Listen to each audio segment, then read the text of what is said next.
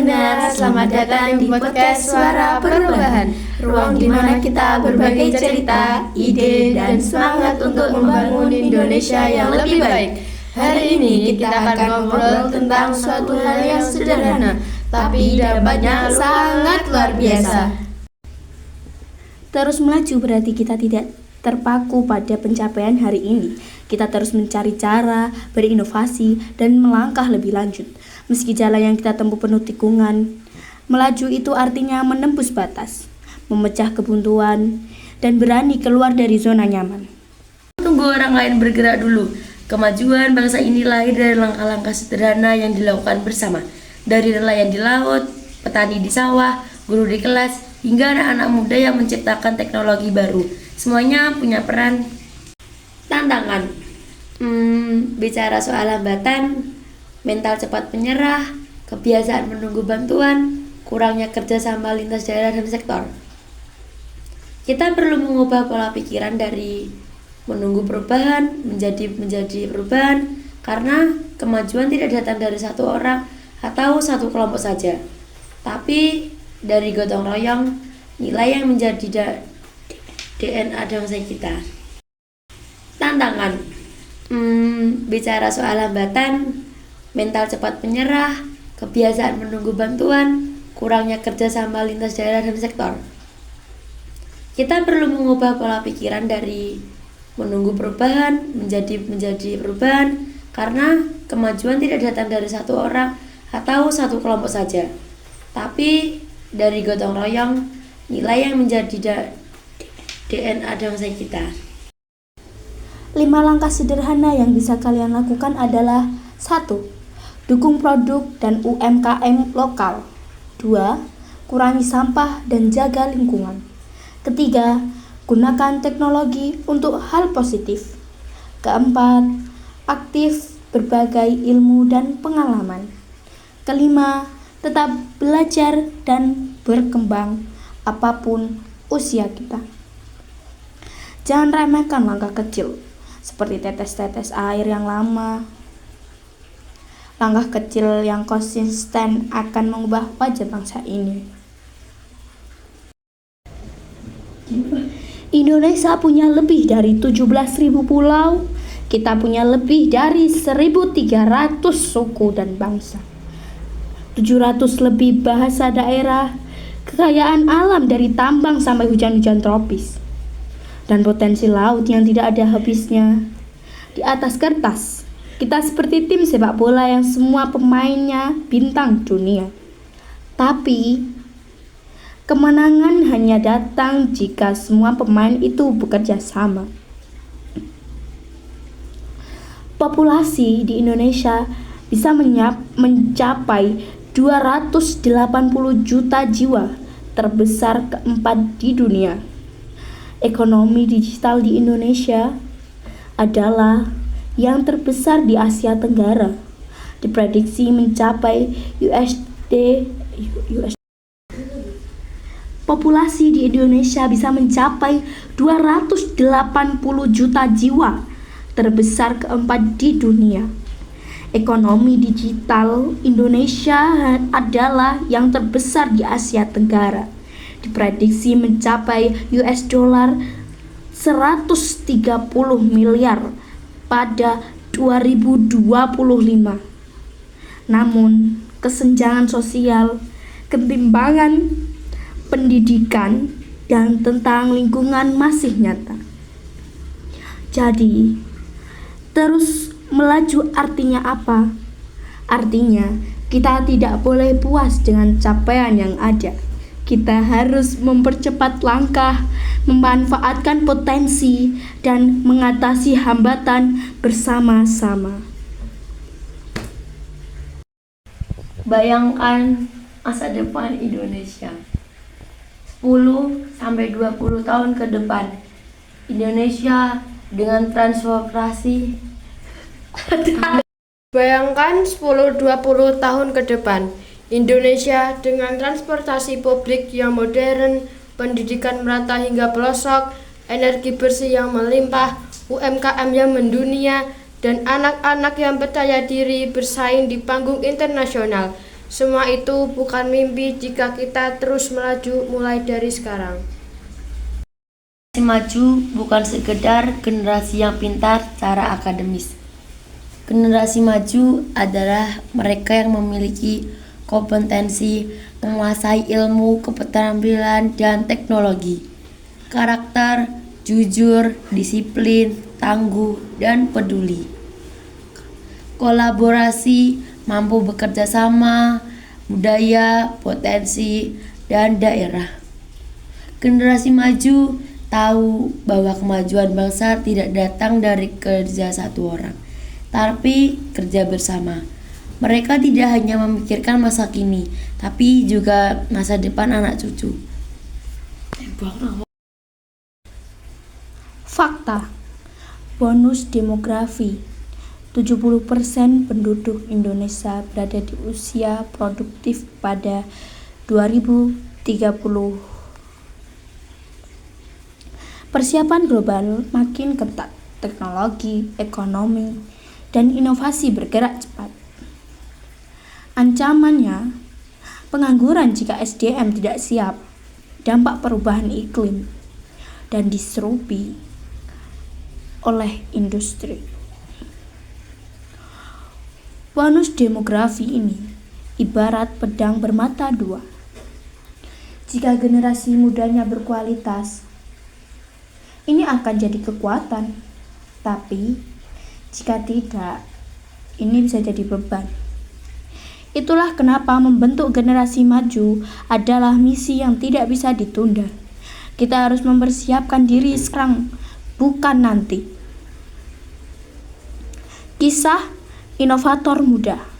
Seorang pelajar SMA di Bandung membuat aplikasi yang membantu petani memprediksi cuaca dan harga pasar. Aplikasinya digunakan di beberapa desa, membantu petani mengurangi kerugian. Kisah kedua, atlet berprestasi. Atlet panjat tebing dari Gerobokan yang berlatih di halaman rumah akhirnya meraih medali emas di kejuaraan Asia. Kisah ketiga, relawan lingkungan. Komunitas anak muda di Maluku membersihkan pantai setiap minggu, mengelola sampah plastik menjadi kerajinan, dan menjual untuk membiayai beasiswa anak-anak nelayan. Mereka membuktikan generasi maju tidak menunggu kesempatan datang. Mereka menciptakan kesempatan. 3 pilar penting dalam kehidupan. Pertama, pendidikan berkualitas, yaitu akses merata, kurikulum relevan, dan guru yang terlatih. 2. Keterampilan abad 21, yaitu berpikir kritis, kreativitas, komunikasi, dan kolaborasi. Ketiga, karakter dan nasionalisme, yaitu bangga menjadi orang Indonesia tapi siap bersaing secara global. Indonesia emas tidak akan datang dengan sendirinya. Ia harus diperjuangkan oleh generasi yang siap memimpin, siap bekerja, dan siap berkorban.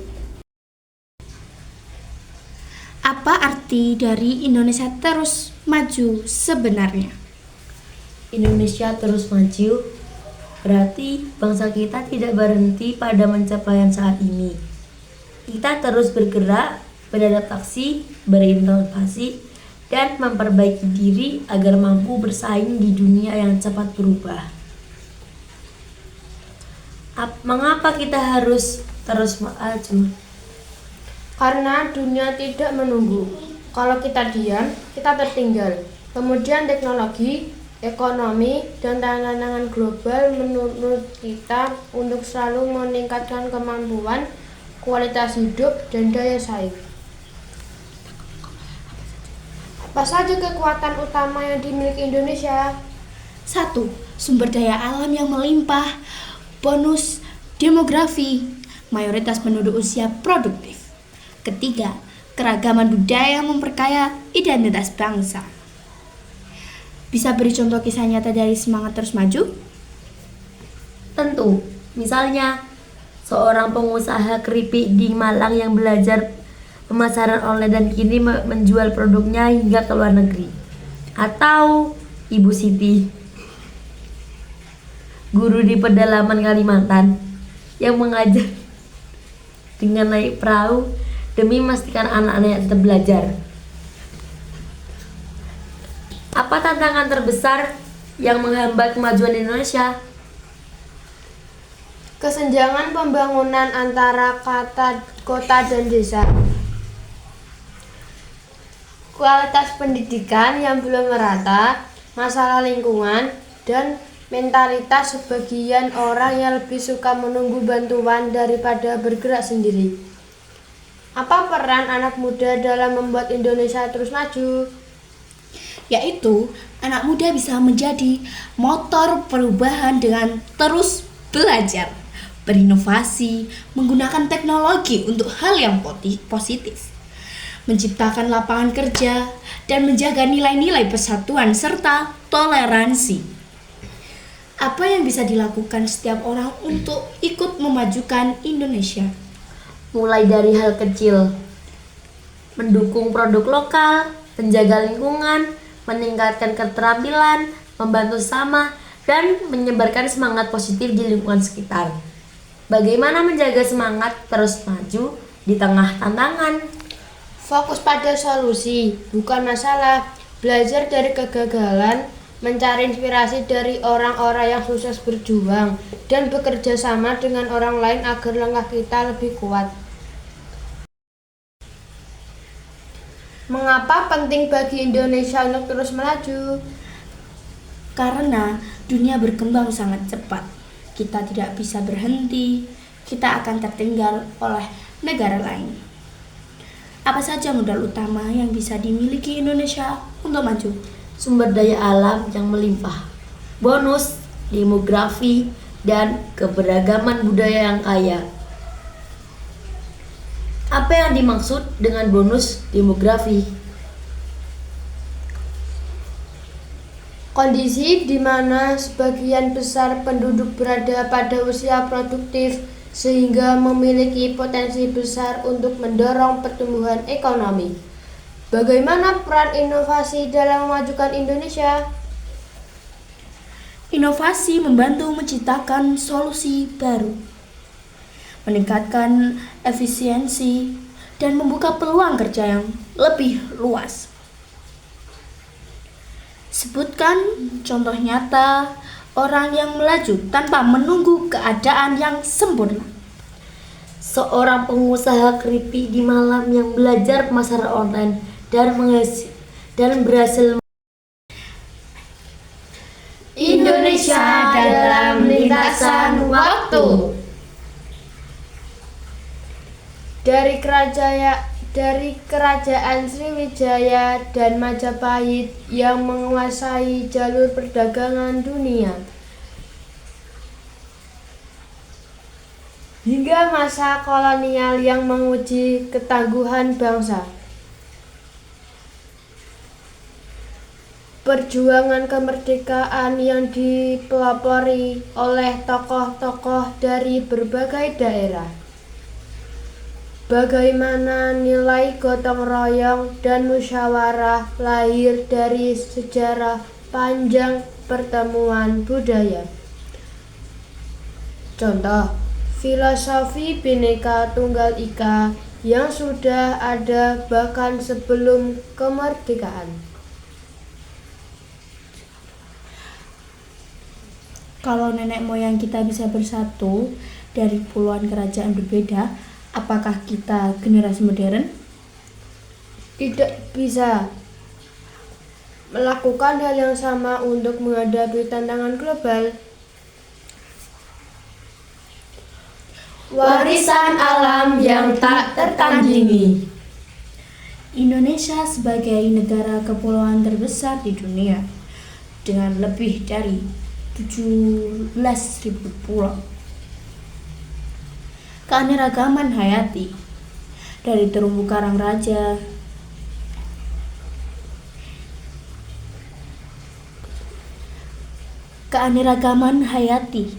dari terumbu karang Raja Ampat hingga hujan tropis Kalimantan. Potensi energi terbarukan, panas bumi, tenaga surya, dan arus laut. Fakta unik, Indonesia adalah rumah bagi spesies yang tidak ditemukan di tempat lain, seperti komodo dan cendrawasih. Kita sering mendengar soal tambang atau minyak, tapi jarang yang sadar bahwa kekayaan terbesar kita adalah energi terbarukan dan keberagaman hayati yang bisa menopang masa depan dunia.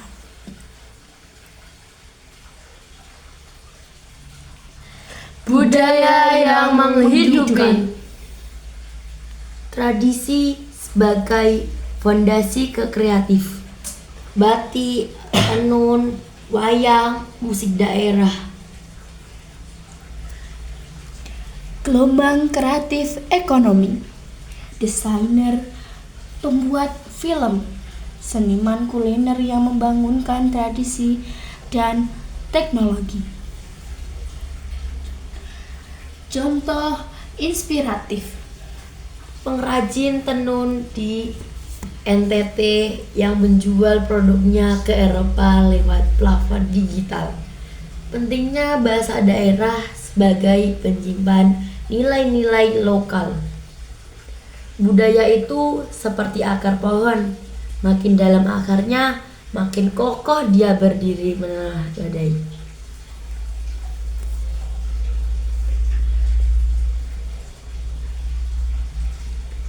Inovasi anak bangsa. Cerita ilmuwan muda yang menemukan teknologi ramah lingkungan. Startup teknologi yang membantu petani kecil mengakses pasar langsung. Perkembangan industri film, musik, dan animasi yang mulai dikenal internasional. Tantangan: bagaimana membuat inovasi ini tetap membumi dan menjaga seluruh pelosok.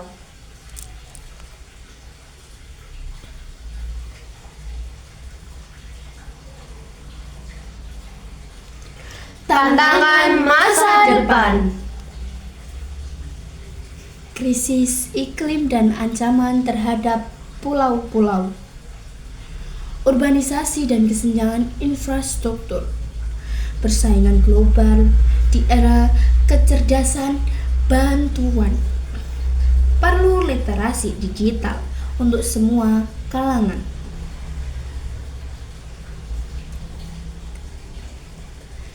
Apakah kita siap menghadapi masa depan? Atau kita hanya akan menjadi penonton di panggung dunia?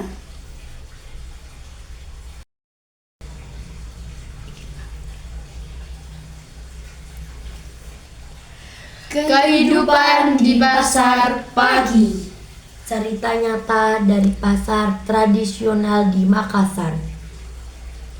Pedagang Bugis, pembeli dari Toraja, pekerja dari Jawa. Semua berinteraksi tanpa memikir perbedaan.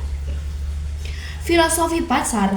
Semua orang punya peran, dari tukang parkir hingga penjual sayur, dan semuanya saling membutuhkan. Nilai saling percaya yang diberikan tanpa aturan tertulis. Di pasar itu, kami sadar harmoni bukanlah sesuatu yang dipaksakan. Ia tumbuh alami saat orang mau mendengar, mau memberi, dan mau menerima.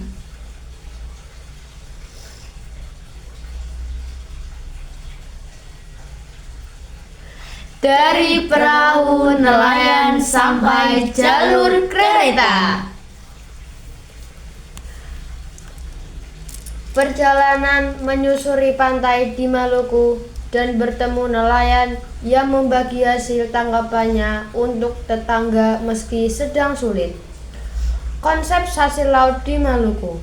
aturan adat menjaga laut agar tidak punah. Perjalanan naik kereta di Jawa yang penuh cerita pedagang asongan, penumpang yang saling berbagi kursi, bahkan yang berbagi bekal dengan orang asing.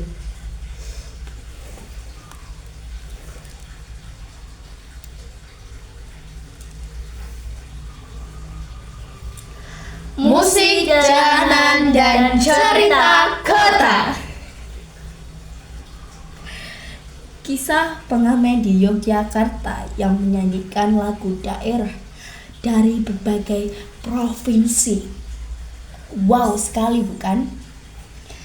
Musik sebagai bahasa universal yang bisa mempersatukan orang yang bahkan tidak saling kenal. Hubungan antara seni jalanan dan rasa kepemilikan terhadap ruang publik.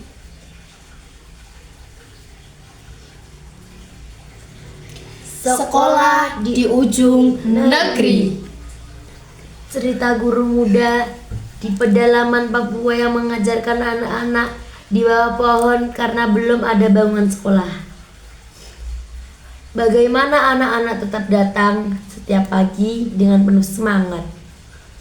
Peran komunikasi lokal membantu proses belajar. Ibu-ibu yang menyanyikan makanan, bapak-bapak yang membuat papan tulis dari kayu bekas.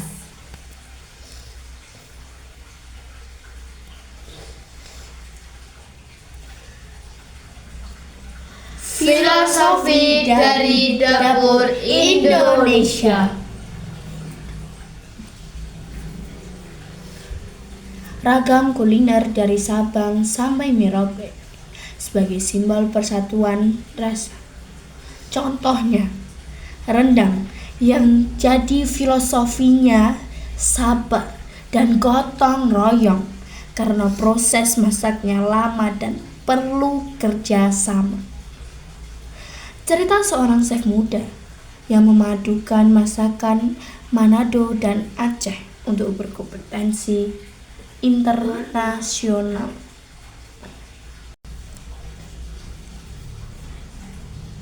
Sahabat pendengar, kita sudah berjalan cukup jauh hari ini. Kita menyusuri kisah-kisah dari pasar, dermaga, ruang kelas, sampai dapur-dapur sederhana yang penuh cinta. Indonesia bukan hanya fakta di buku atau data di layar. Indonesia adalah denyut nadi kita sendiri. Dan setiap napas, setiap langkah, setiap karya kecil yang kita lakukan akan membentuk wajah Indonesia di masa depan. Kadang kita berpikir untuk membuat perubahan besar kita harus punya jabatan tinggi, modal besar, atau kekuatan luar biasa. Tapi Indonesia yang kita cinta ini tumbuh dari hal-hal kecil yang dilakukan terus-menerus. Seorang guru yang tak kenal lelah, seorang petani yang menjaga tanahnya, seorang anak muda yang menulis lagu tentang kampungnya. Semua adalah potongan mozaik yang membentuk gambar besar negeri ini. Jadi, jangan tunggu momen spektakuler untuk mencintai Indonesia. Mulailah dari hal yang sederhana. Buang sampah pada tempatnya, dukung produk lokal, belajar menghargai perbedaan, dan mau mendengar sebelum menilai. Karena pada akhirnya kemajuan Indonesia adalah hasil dari jutaan tangan yang bekerja dengan hati. Bayangkan saja, 10 atau 20 tahun dari sekarang, kita melihat Indonesia yang lebih hijau, lebih damai, dan lebih sejahtera. Jalan-jalan yang rapi, sekolah yang penuh tawa, laut yang kembali jernih, desa yang mandiri, tokoh kota yang ramah untuk semua masyarakat setempat. Itu bukan sekedar mimpi. Itu bukan peta yang bisa kita wujudkan kalau kita mau berjalan bersama. Kita punya sejarah yang kuat, budaya yang indah, alam yang sangat-sangat luar biasa. Sekarang, waktunya kita membangunkan semua itu dengan ilmu, teknologi, dan hati yang sangat-sangat tulus. Agar dunia melihat Indonesia bukan hanya sebagai negeri yang kaya sumber daya alam, tapi juga kaya rasa kemanusiaan.